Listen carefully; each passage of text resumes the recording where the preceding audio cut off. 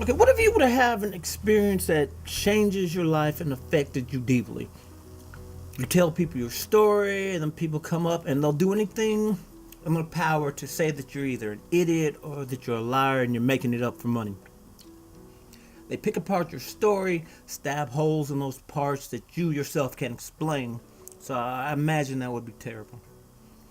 Now, I'm not saying Betty and Barney Hill witnessed a UFO and were abducted. I'm not saying they didn't. But I'm just saying it must be deeply hurtful to tell people something happened to you, or at least you think it happened, and people put their time and effort in it to debunk your own experiences, even though they were not there, you were. I mean, even Carl Sagan, the legendary Carl Sagan, got in on the act. And in reference to that Betty and Barney Hill incident, he was quoted as saying in a documentary that we only have their word for what happened. I think Mr. Sagan is delusional. What about those highly polished spots on the car that showed a magnetic anomaly?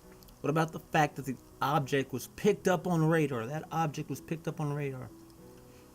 Betty's torn dress had a pink substance that couldn't be identified.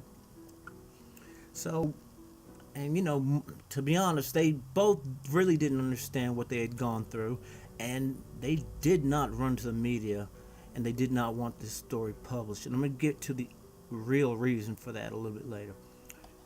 Actually, right now, I'm going to get to it. See, there's a more earthly reason that this couple would not have wanted to attract attention. And it's that giant elephant sitting in the middle of the room.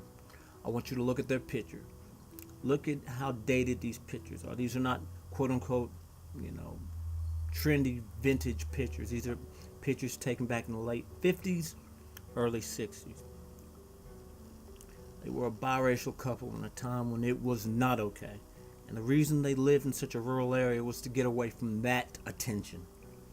He was a World War II vet, Mr. Barney Hill, and they were both members of the NAACP. Their families were accepting of their union, but they were well aware that drawing attention to themselves could be really bad news.